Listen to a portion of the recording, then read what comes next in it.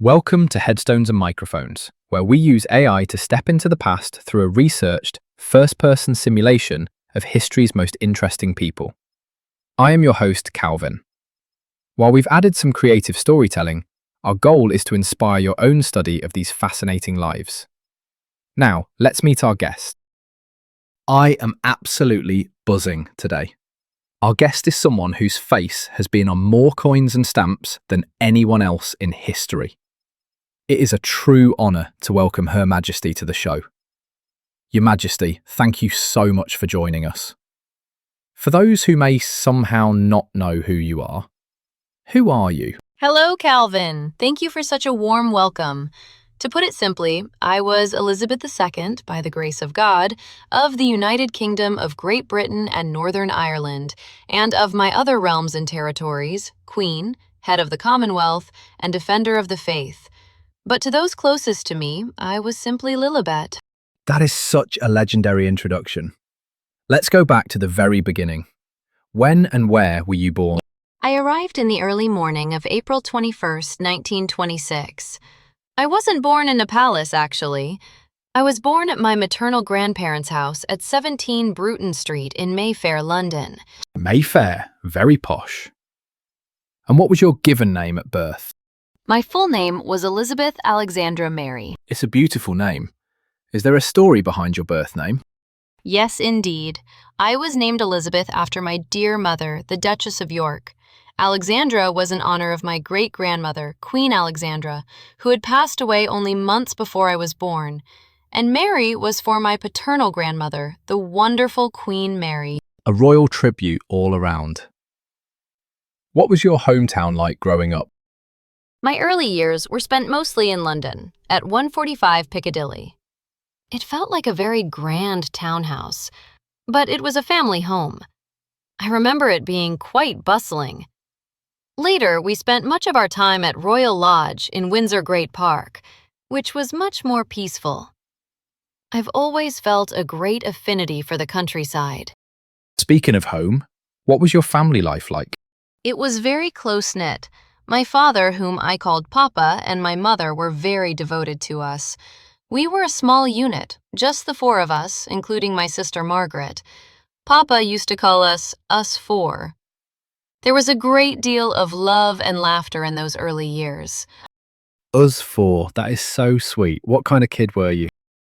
I've been told I was a very sensible and orderly child. I had a bit of a reputation for being meticulous. I've heard stories that I used to get out of bed at night just to make sure my shoes were lined up perfectly and my clothes were folded. I suppose I liked things to be just so. That attention to detail definitely served you later. What were your biggest fears growing up?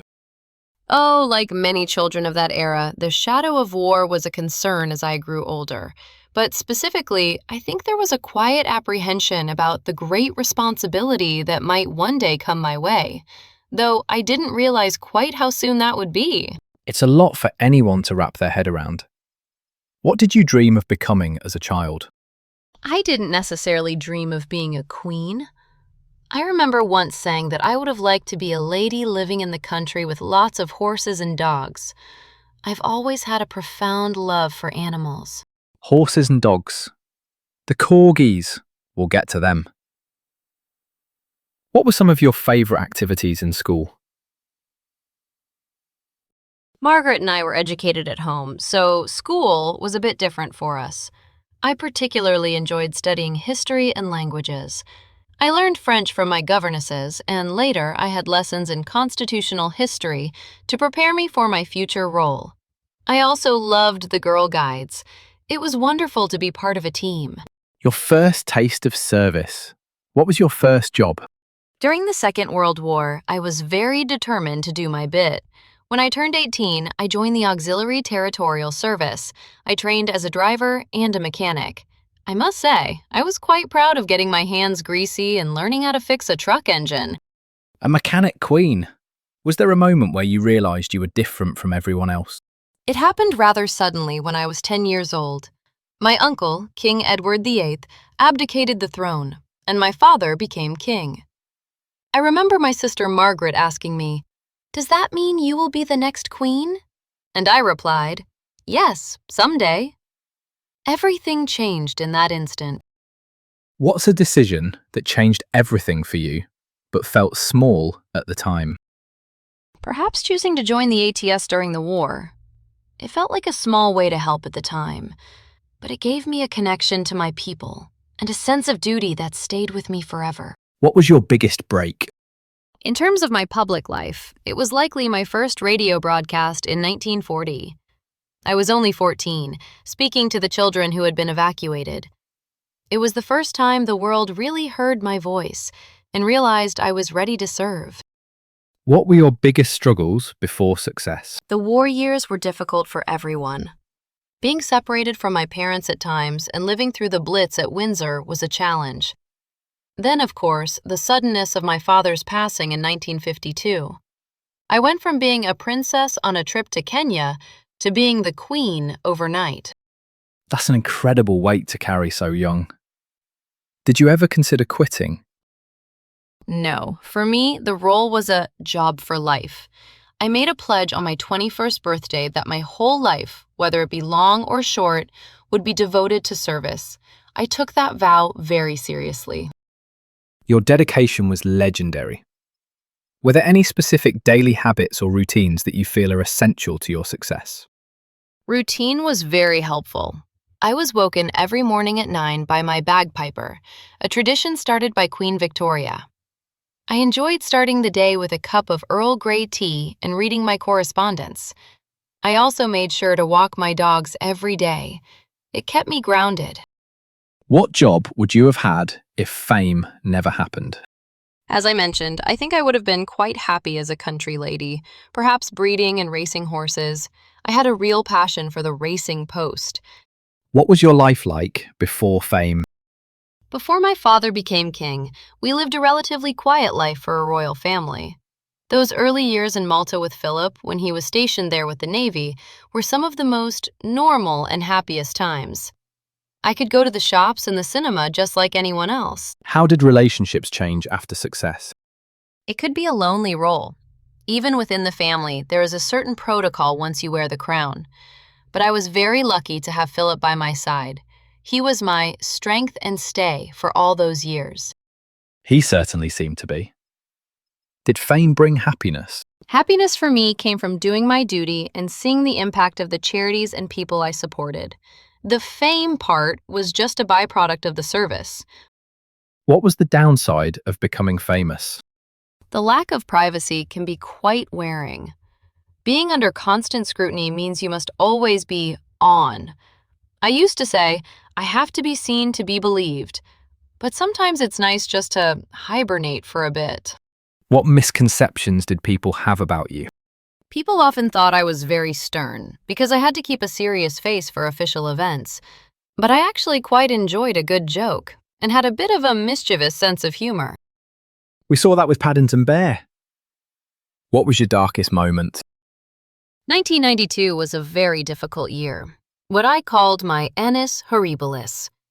There was the fire at Windsor Castle, and several of my children's marriages were going through very public struggles. It was a very heavy time for the family. What regrets did you carry? One always wonders if they could have done more or spent more time with family. But I tried to balance my role as a mother and a grandmother with my duties as queen as best as I could. What's something people misunderstood about your life? Perhaps that it was all tiaras and banquets. Most of my day was spent reading through the red boxes, government papers that required my attention. It was a lot of very serious paperwork. Tell me about a time when everything went wrong, and how did you handle it? There was the time an intruder actually got into my bedroom at Buckingham Palace in 1982. I didn't panic. I just tried to stay calm until security arrived. One must keep a cool head, you see. That is the definition of keep calm and carry on. Did fame and fortune change your life? It certainly provided a unique platform, but I always tried to remember that I was there to serve the people, not the other way around. Who had the biggest influence on your life? My father, King George VI. He showed me what quiet courage and devotion to duty looked like, even when he never expected to be king. What was life like in your final years? I remained very busy. I was still meeting with prime ministers and attending as many engagements as I could. I spent a lot of time at Balmoral, which was always my favorite place to relax with the family. What were you working on in your career before you passed away? I was focused on the Platinum Jubilee celebrations in 2022. It was so moving to see the Commonwealth come together. Even in my final days, I was performing my duties, including appointing a new prime minister. When and where did you pass away? I passed away on September 8th, 2022, at Balmoral Castle in Scotland. What happened? It was simply old age. I was 96 years old, and I believe I had finished my work. A long life, very well lived. What's a random fact about you most people have never heard? I never had a passport. Since British passports are issued in the name of the monarch, it wasn't necessary for me to have one myself. That is a great trivia fact. What's the craziest rumor ever told about you? Oh, there were so many. But one that always made me chuckle was that I carried a secret signal with my handbag. If I moved it from one hand to the other, it meant I wanted to end a conversation. Was it true? I'll leave that one for people to wonder about. Fair enough. What was your most unique habit? I had a very specific way of eating my jam sandwiches. I've had jam pennies, circular jam sandwiches, every single day since I was a small child in the nursery. What was your favorite food?